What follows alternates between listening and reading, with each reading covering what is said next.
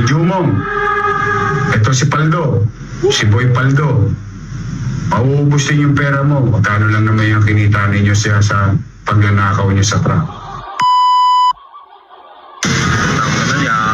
Yo! What's up, happy people? Isang mapagpalang araw, gabi, tanghali po sa ating lahat. Naku, Jumong ha? Sumuko ka na para hindi ka madidisgrasya sa daan. Kasi si Boy Paldo, ayan, pumaldo. Pumaldo sa pagnanakaw nyo, huling-huli eh. Sinasabi na nga natin sa inyo eh. Ayaw nyo kasing maniwala na may 24/7 na batas dyan sa City of Manila to be led by your Miss Moreno. Panoorin po muna natin tong mga tulunggis dyan sa Road 10, mga kois, mga guys ha, na kung saan po ay, ayan po, nagnanakaw po ng mga, kahit anong makikita lang sa mga biyahero trackers natin, mga kois ha. Oy, Jumong ha, sumuko ka na. Go! Go! Ayun pa, dalawa pa sila umakyat! Yari kayo ngayon, men! Yari kayo ngayon, men, boss! Yari kayo ngayon!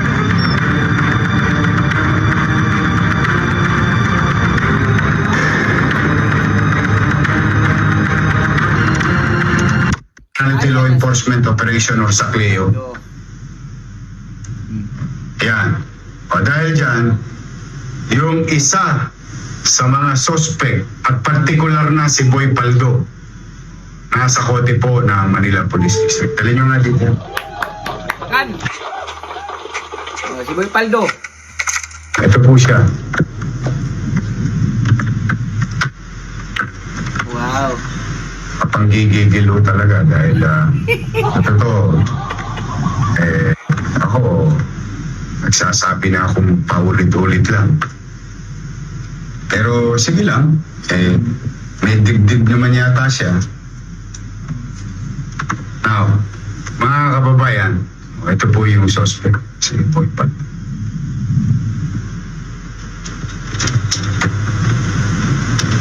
Asan yung kasama mo? Tuga mo na. Ito na lang nakatupi.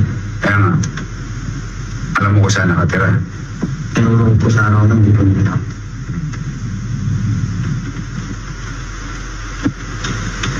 O kayong mga nanonood, susubok pa. Makailang ulit ko bang kailangang sabihin?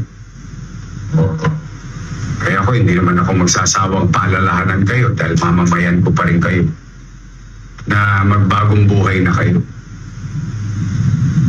Na kayo, tigilan nyo na yung pangapi sa kapwa. Laki naman ang katao mo eh. Hindi ka na lang dumilayin siya ng maayos eh. Kaya kayong mga nanonood, ipagbabaka sakali nyo pa na baka kami lumalamig.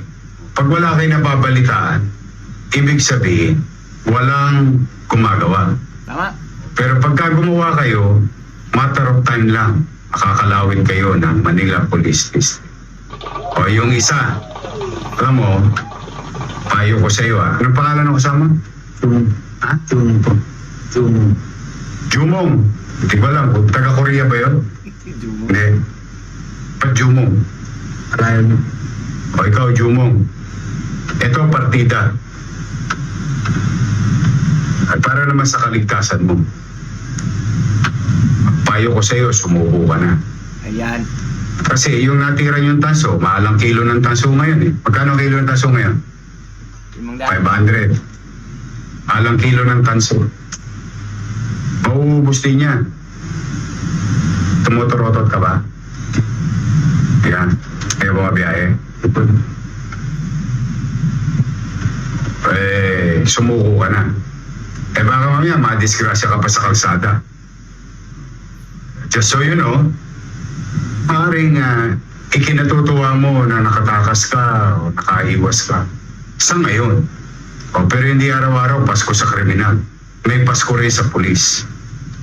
Kaya maaari naman, bilang inyong ama, kaya ko naman gawin ay magpanawagan.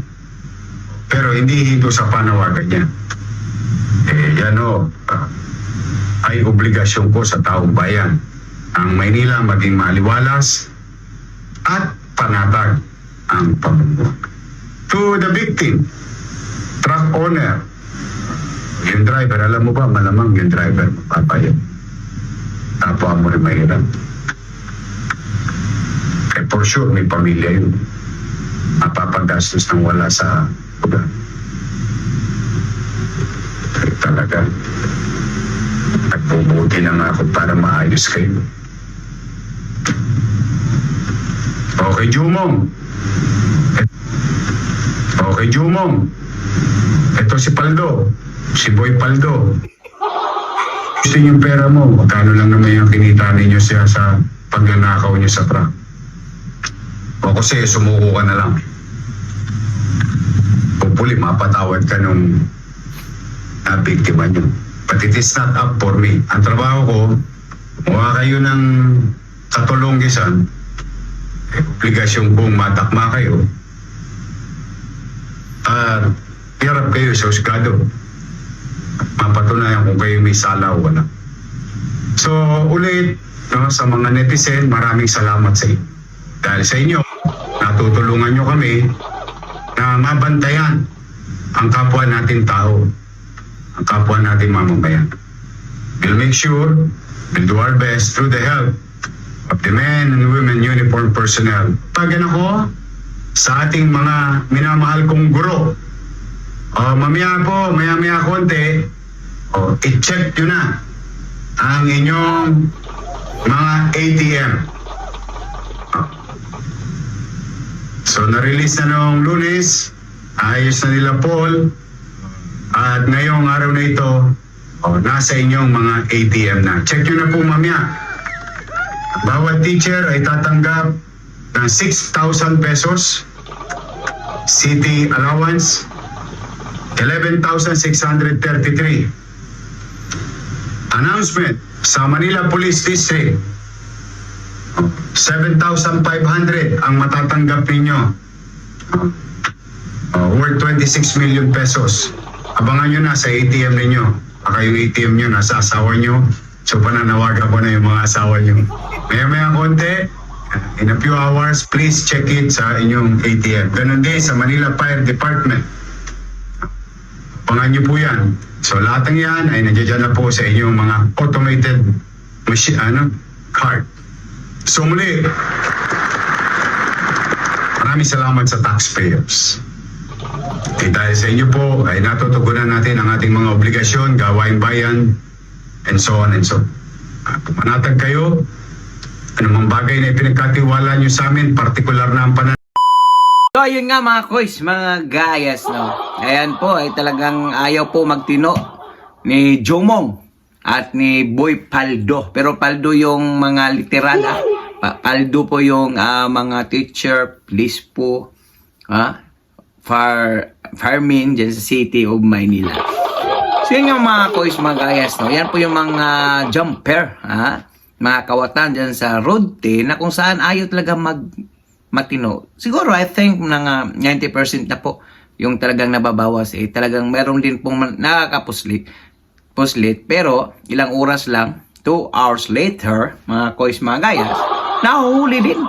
Kasi nga, hindi po natutulog yung batas na sa City of Manila. So, believe by your Miss Kumorino, Kumaguso.